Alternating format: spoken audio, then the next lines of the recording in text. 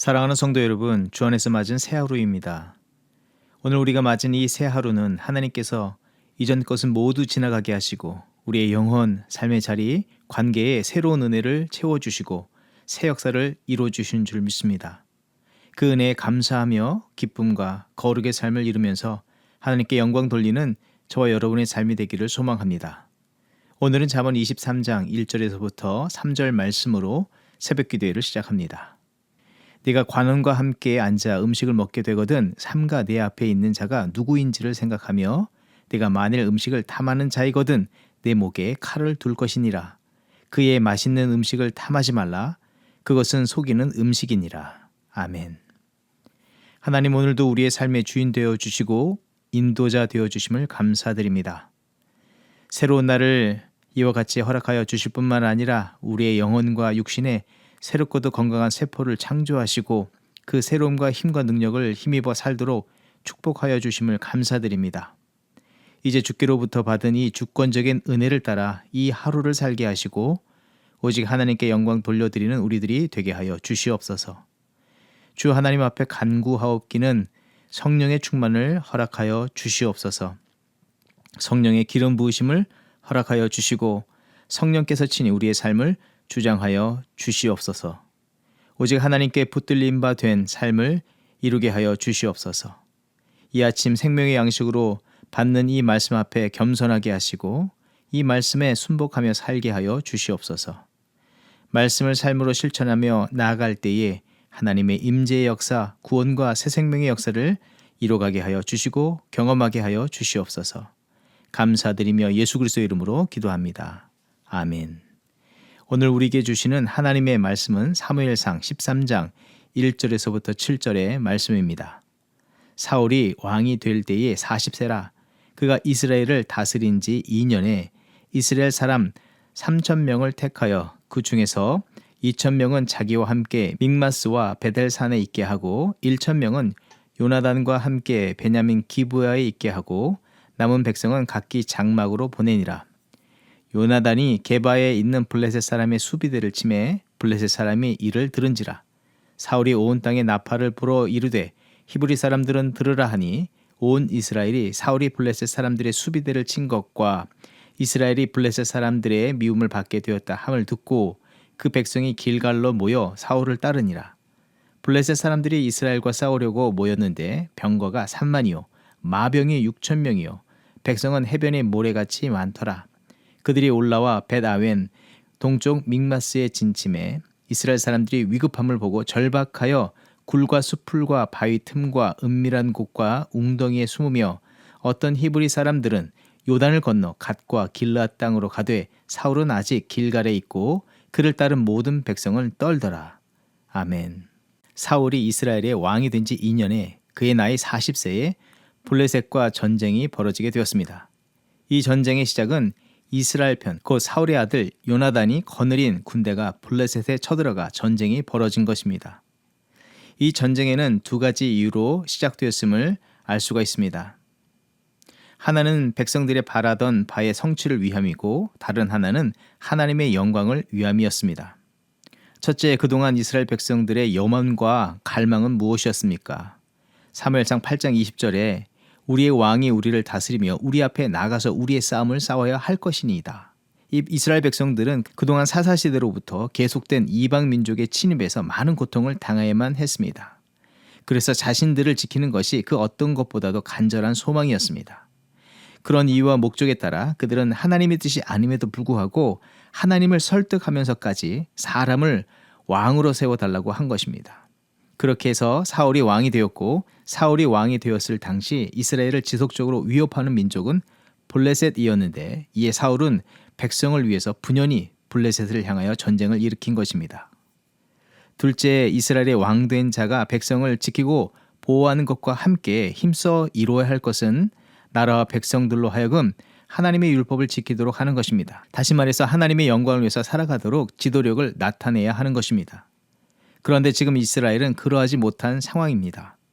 이 전쟁에서 보겠지만 이스라엘이 가진 상비군은 3,000명이 전부인데 5절의 말씀에 비춰볼 때에 블레셋이 이끌고 나온 군대의 수를 보면 병거가 3만 명이고 마병이 6천 명이며 군대는 헤아릴 수 없이 많아 해변의 모래와 같이 많았다고 합니다.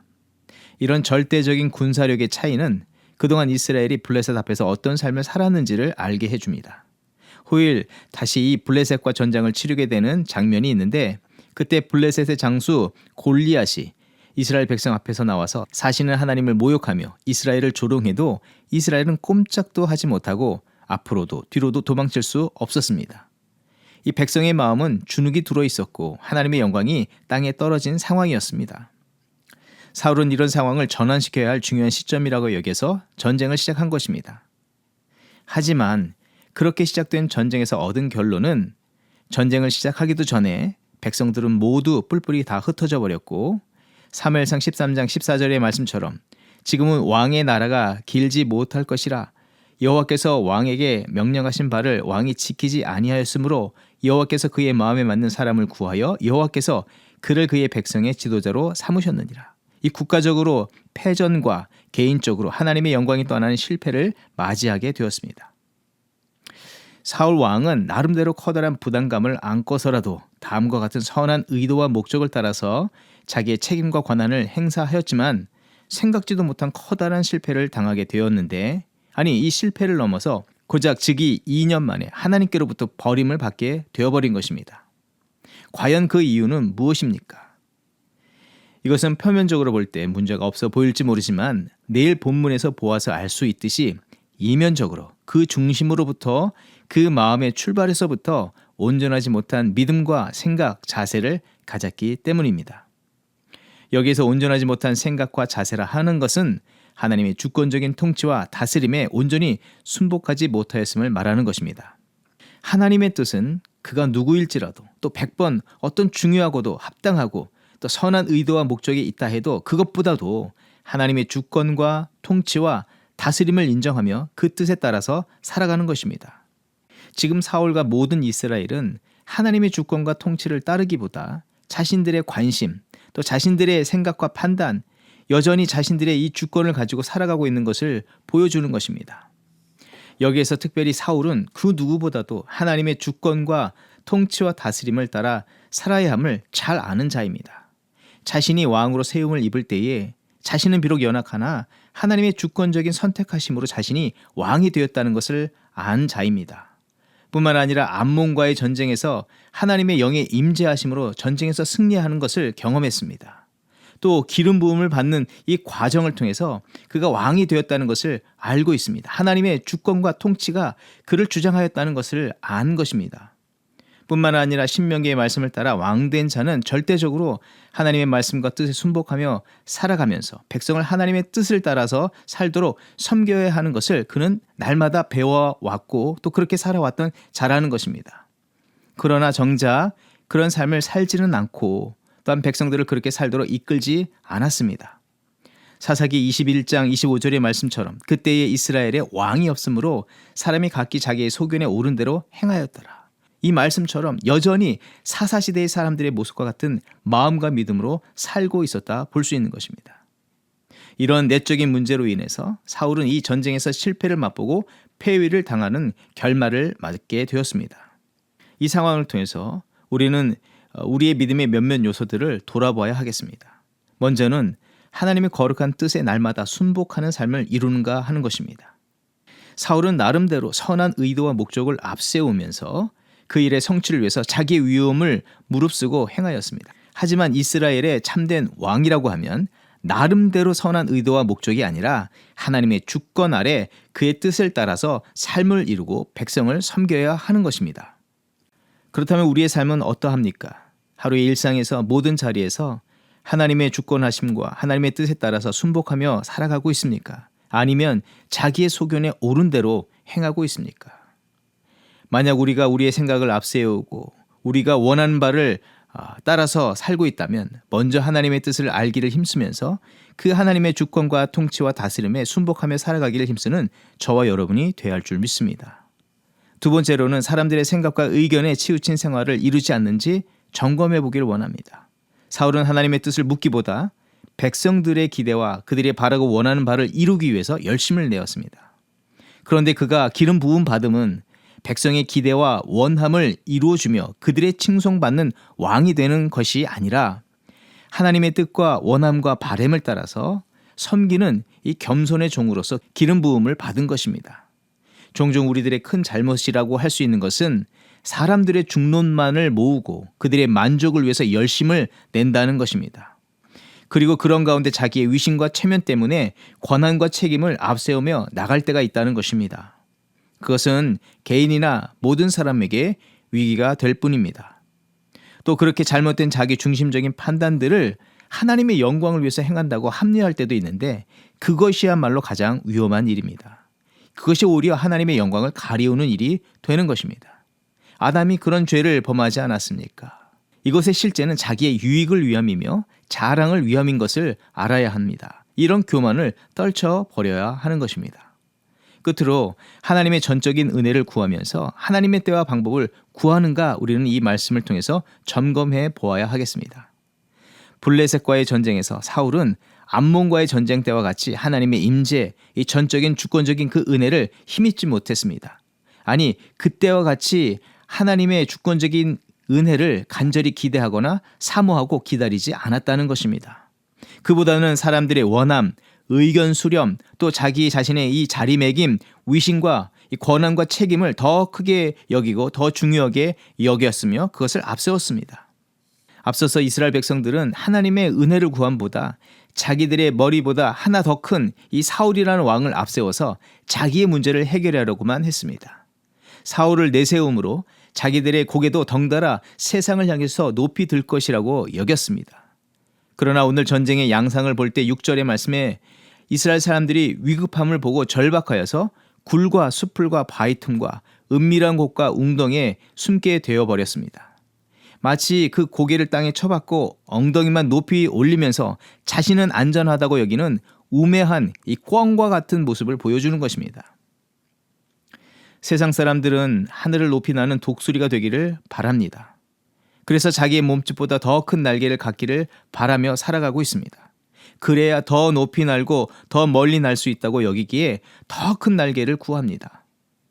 더 많은 지식, 더 높은 학벌, 물질, 어떤 스펙, 이런 자랑거리들을 자기 삶에 가득 채우려고 합니다. 그렇게 할 때에 남들보다 더 높이, 더 멀리 날 수 있다고 여기는 것입니다. 하지만 진실은 그러하지 않습니다. 제 아무리 몸집의 2배 이상 큰 날개를 가졌다 해도 독수리가 날 수 있도록 바람이 불어오지 않으면 아무 소용이 없는 것입니다. 종종 동물의 왕국을 보게 되면 날개가 3m나 되는 이 독수리가 바람을 타지 못하여서 땅에 머물며 발을 동동 구르며 뛰는 모습을 보곤 하지 않습니까? 그럴 때 보면은 자칫 다른 동물들의 먹잇감이 되는 것을 보기도 합니다. 영적 삶에서 우리는 하나님의 은혜 없이 행하는 일들, 하나님의 전적인 은혜 부어주심을 기다리지 않고 행하는 일로 인해서 은혜가 아니라 위기, 실패, 버려짐을 당할 때가 있음을 우리는 알아야 하고 이것을 주의해야 합니다. 자녀들에게 학벌이라는 이 스펙, 청년들에게는 돈과 권력이라는, 장년들에게는 사울과 같은 명예와 이 체면이라는 큰 날개를 갖는 것에 마음이 쏠리고 또 마음을 쏟게 하고 쏟으려 할 때가 있는데 그것보다는 하나님의 전적인 은혜가 부어지며 그 은혜가 우리를 이끌어 주시도록 구하며 살아가야 하는 것입니다. 날마다 그 은혜의 바람을 불어주시는 그 하나님과 함께 사는 것, 또 그 하나님의 날개 아래 머무는 삶을 살아가는 우리들이 되어야 할 줄 믿습니다. 사랑하는 성도 여러분, 오늘 이 말씀에서 하나님께서는 우리의 중심을 살피시고 또한 우리 중심이 하나님의 거룩한 뜻에 하나 되기를 바라심을 말씀하여 주셨습니다. 그리고 겸손한 믿음, 하나님의 전적인 주권에 따른 은혜를 따라 살라고 가르쳐주고 계십니다. 오늘 이 영적으로 혼탁한 세대, 그리고 그 당시와 다를 바 없는 왕이 없어 자기 소견대로 살기를 힘쓰는 이 영적으로 병든 이스라엘과 같은 삶을 우리가 살기보다 참된 주의 종으로 이 백성으로 살아가는 저와 여러분이 되어야 하겠습니다. 또 그와 같이 우리의 가정, 자녀들을 섬기고 주의 공동체를 건강하게 또 거룩하게 세워나가는 저와 여러분의 삶이 되어야 하겠습니다. 그런 영적 삶을 이루면서 하나님께 영광 돌리는 저와 여러분의 삶이 되기를 주의 이름으로 축원드립니다. 기도하겠습니다. 하나님 감사합니다. 오늘 이 말씀 통해서 우리 안에 사울이 범한 잘못이 있는지 돌아보게 하여 주시고 사울이 아닌 사물과 같은 하나님의 은혜를 구하고 하나님의 주권과 통치를 따라 겸손과 거룩의 삶을 이뤄가는 저희들이 되게 하여 주시기를 원합니다. 하나님께서는 우리의 중심, 마음의 동기를 살피시는 줄 알며 늘 자신을 점검하면서 말씀에 비추어 주의 뜻에 합당한 삶을 이뤄가기를 힘쓰는 우리들이 되게 하여 주시옵소서. 오직 그런 삶을 통해서 하나님의 뜻과 하나님의 영광만이 우리의 삶을 통해서 드러나게 하여 주시옵소서. 감사드리며 예수님의 이름으로 기도합니다. 아멘. 이 시간 중보기도의 제목을 나누고 함께 기도하는 시간 같습니다. 먼저는 사순절 기간을 보내고 있는데 무엇보다도 하나님의 통치와 주권, 다스림에 순복하며 살아가는 거룩한 성도들 되게 하옵소서 기도하겠습니다. 하나님의 약속의 말씀과 기도의 시간을 통해서 예수 그리스도와 하나 된 삶을 더욱더 이뤄가게 하여 주시고 하나님께서 주시는 십자가의 능력으로 개인과 가정, 교회 공동체가 새롭게 변화되는 역사를 경험하게 하옵소서. 또 계속해서 기도할 때에 영적으로 이 혼탁한 세대를 살아가는 자녀 세대와 부모 세대에 영적인 각성을 허락하여 주시길 위해서 기도합니다. 그 시대의 죄와 악을 위해서 회개하였던 느헤미야와 같은 마음을 부어주시길 위해서 기도하고 무너진 성벽을 수축하고 믿음의 재단을 다시 쌓았던 그 거룩한 열정들을 우리에게 허락하여 주시옵소서. 하나님의 거룩함으로 무장하게 하시고 성령 충만한 삶을 이뤄가게 하여 주시옵소서. 특별히 우리 자녀 세대가 악한 세대에 물들지 않게 하시고 닮지 않게 하여 주시고 하나님의 거룩과 의와 충만으로 삶을 이뤄가게 하여 주시옵소서. 또한 이 완악한 세대를 회개케 하고 주께 돌아오도록 하는 믿음의 귀한 종들로서 삶이 쓰여지게 하여 주시옵소서. 합심으로 기도하겠습니다.